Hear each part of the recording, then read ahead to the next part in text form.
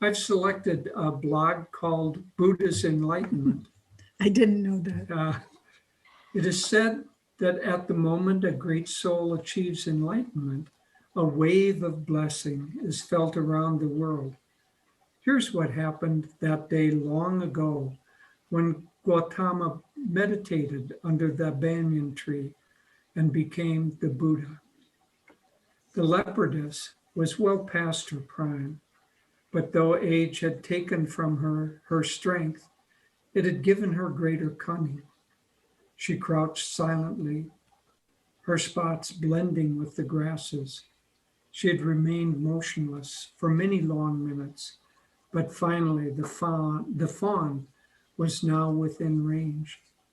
As she sprang and raked it with her claws, a strange light flashed in the sky. Now, as she was about to sink her fangs into its throat, she looked into the trembling eyes and remembered her own cubs of past years. A forgotten motherly instinct arose in her as she gently licked the wounds of the baby's flanks. Then she walked away, her heart feeling a long-lost peace and contentment. Another paragraph. Buddha was the richest merchant in the village, his wealth due to certain improvements he had devised. By placing his thumb on the inside of the grain scoop, he was able to measure out a little less. He had experimented with the amount of water he added to milk until even grandmother Gita, who had the most discerning and sharpest tongue in town, could not tell the difference. These little adjustments had added rupee by rupee to his secret storehouse. But this afternoon, as he wiped his brow and the folds of fat under his chin, an unfamiliar thought occurred to him. Perhaps it was due to the particular brightness of the sky. But for the first time in his life, he thought about the poor widow mother from down the street and the money she needed more than he did. From that day on, the heft of the customers' grain bags was a bit greater and their milk a tad tastier. Next paragraph. The old astronomer had studied the heavens all his life. Today, as was part of his daily routine, he carefully adjusted the sundial in the courtyard. As he did so, an idea came unbidden into his mind. What if the sun and stars did not travel across the heavens as everyone assumed? What if the orbs were fixed in the sky and the ground itself was slowly moving underneath them? It would answer so many of his questions. With great excitement, he sped toward the Hall of Learning to present this novel idea to the wise ones. He was fortunate because today of all days, the elders seemed curiously open to new ideas. And next, the young Pharaoh had ascended to the throne less than a year before, after his father was slain in battle. Growing up amidst the intrigue of the court, he'd had no real friends or confidants, save one, his chamber slave, Nubia.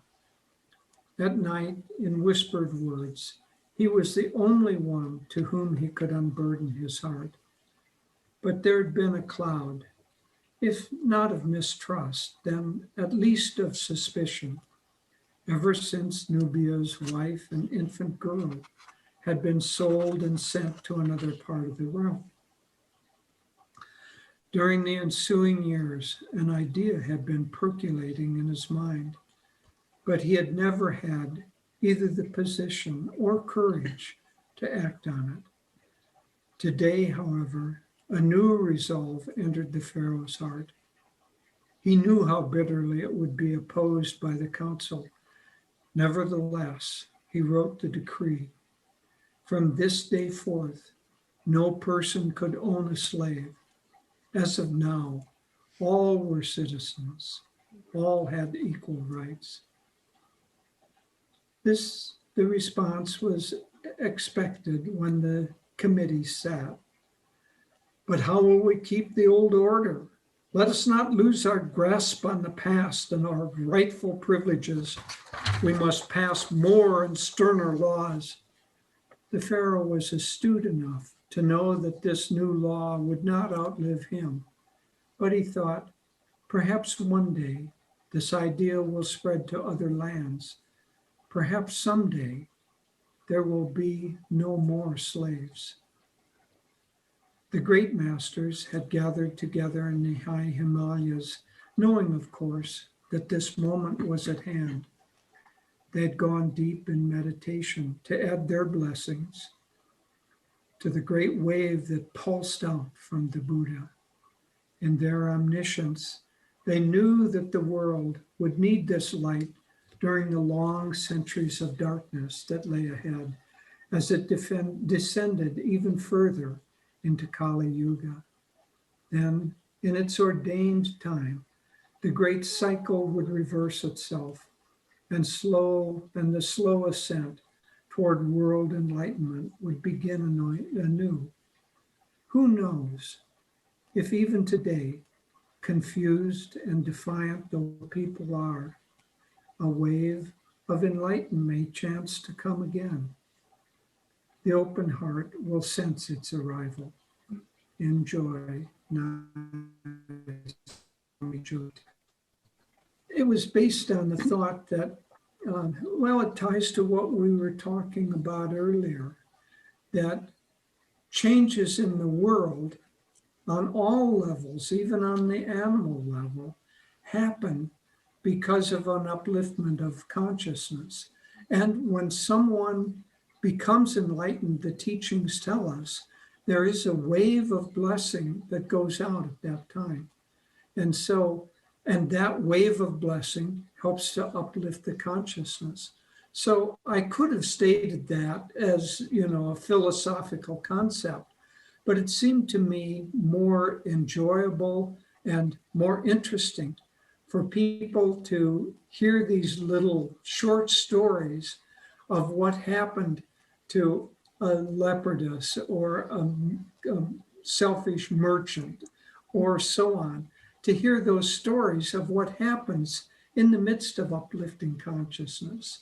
And I could have gone on about how even politicians who are battling with each other, even they, coming back to the UN, the infighting that goes on there.